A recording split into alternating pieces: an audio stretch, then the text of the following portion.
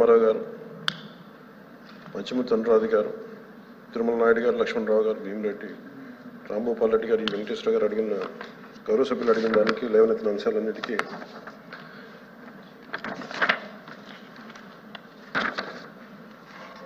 73rd amendment కింద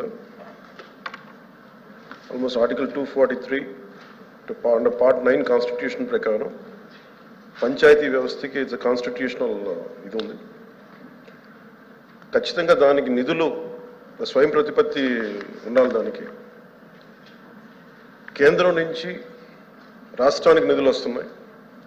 రాష్ట్రం నుంచి పంచాయతీలకు వెళ్ళేటప్పటికి ఖచ్చితంగా కొన్ని సకాలంలో అయితే వెళ్ళట్లేదు. మా అధికారులు అందరితో కూర్చున్నప్పుడు కూడా మాకు తెలిసింది చదువుతుంటే యాజ్ ఆన్ నౌ 988 కోట్లు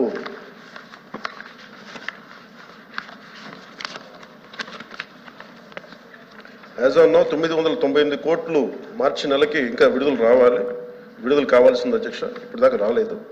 దాని మీద మేము చర్యలు తీసుకుంటాం.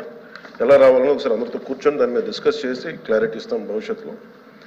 అలాగే 7,000 ఇప్పుడు దాకా 7,518 కోట్లు పంచాయతీరాజ్ ఇన్స్టిట్యూషన్స్కి గత 3 సంవత్సరాలుగా రిలీజ్ చేశారు. రిలీజ్ చేసిన దాదాపు 8 సార్లు రిలీజ్ చేశారు అధ్యక్ష. కాకపోతే అది 5 సార్లు ఒక డిలేడ్ పేమెంట్ జరిగింది. అంటే అక్కడ కేంద్రం నుంచి రాష్ట్రానికి వచ్చి రాష్ట్రం నుంచి పంచాయతీ అకౌంట్లకు వెళ్ళాల్సింది 10 రోజుల్లోపే వెళ్ళాలి. కానీ 10 రోజుల్లో ఎప్పుడు వెళ్ళలేదు. దాదాపు 5 సార్లు డిఫాల్ట్ పేమెంట్ జరిగింది, లేట్ అయింది. దానివల్ల అప్పుడు రాష్ట్ర ప్రభుత్వం 11 కోట్ల రూపాయలు పెనాల్టీ కూడా పే చేశారు కేంద్ర ప్రభుత్వానికి. అలాగే ఇప్పుడు భవిష్యత్తులో ఇంకా ఏమేమి జరిగినాయి, ఇంకా అవకతవకలేని జరిగినాయి అంటే ఇందా గౌరవ సభ్యులు చెప్పినట్టుగా దాదాపు డిస్కామ్స్కి పంచాయతీరాజ్ వారి అనుమతి లేకుండా, సర్పంచుల అనుమతి లేకుండా దాదాపు 2,165 కోట్లు వాళ్ళకి డిస్కామ్స్కి పే చేయడం జరిగింది.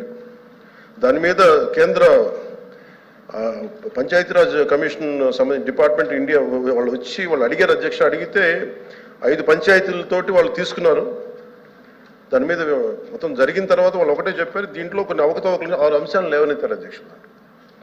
6 అంశాలు లేవనెత్తిన దాని అనుబంధంగా అన్నీ ఉన్నాయి. కానీ వీటిని గౌరవ సభ్యులు మనకి చూపించిన అన్నిటికీ లేవనెత్తిన అంశాలన్నింటికీ కూడా ఇది ఒక కమిషన్ వేయాలా, ఎంత స్థాయి అవకతవకలు జరిగినాయి, ఏమేమి జరిగినాయి, వీటన్నిటికీ కూడా మేము కొంచెం సమయం కావాలి అధ్యక్ష. కొంచెం మీకు సమయం ఇస్తే వారు లేవనెత్తిన అంశాలన్నింటికీ సరైన రీతిలో బాధ్యతగా మేము సమాధానం ఇస్తాం.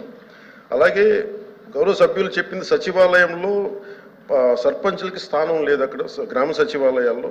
అది మా దృష్టిలో ఉంది అధ్యక్ష, ప్రభుత్వం దృష్టిలో ఉంది. ఖచ్చితంగా దాన్ని వారికి సముచిత స్థానం ఇచ్చేలాగే దాంట్లో ఉంటుంది భవిష్యత్తులో. ఆ విధంగా చర్యలు తీసుకుంటాం.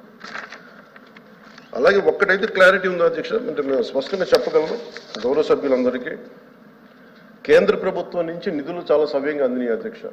స్టేట్ ఫైనాన్స్ కమిషన్ మటుకు కొంత సకాలంలో అయితే నిధులు విడుదల చేయలేదు. అది ఆ సమస్యలు అయితే ఉన్నాయి. అది ఏ పరిస్థితుల్లో జరిగినాయి, ఎలా జరిగినాయి, ఈ అనుబంధంలో ఉన్నాయి, గౌరవ సభ్యులందరికీ సంతృప్తికరంగా ఉన్నాయా లేదా ఇంకొకసారి వారు దాని మీద చదివి ఇంకొంచెం మాకు వివరణిస్తే ఖచ్చితంగా మరింత కరెక్ట్ చేసుకుని కొంచెం డీటెయిల్గా అధికారులందరితో కూర్చొని మీకు తెలియజేస్తాం. ఓకే.